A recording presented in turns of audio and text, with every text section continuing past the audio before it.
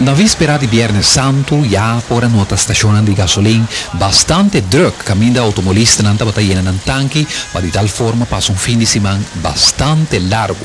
Un vendedor de frío, algo que nos tiene bastante encima y arriba calle, aprovechando de oportunidad, tabati manan yen ofreciendo su delicioso sabor nan manera pineapple, orange, y es un más pedí cual tabata de tamarén.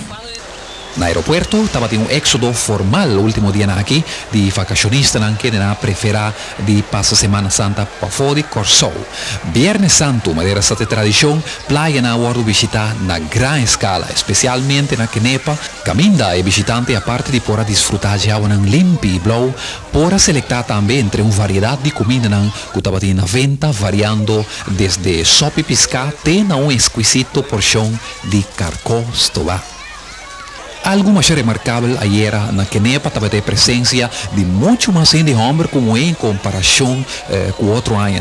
Algo sin duda lo tapone que viene muy no visitar la playa aquí, de hecho con mayoría de nanto molestia dor de cierto individuo que tiene mal costumbre de lanzar palabras grosero contra Na Bárbara Beach, playa estaba mescos con cualquier día domingo. Estaba un poco visitante, cual sin embargo podrá disfrutar plenamente de un merecido día de vacación, escuchando sea buena música o simplemente de un tono un tiki más exótico. Calle de Punda y otra banda estaba abandonada.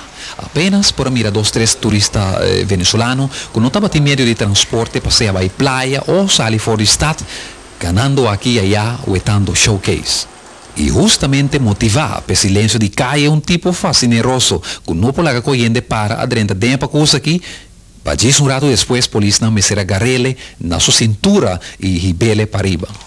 Un tiki más para arriba, de en misa de Santa Ana, otro na prefera de clausura de ayer de una forma más cristiana. Esta recordando pasión de Cristo, participando en el servicio religioso riba día Viernes Santo. Para Noticiero Tele 8 informaba Alex Alberto.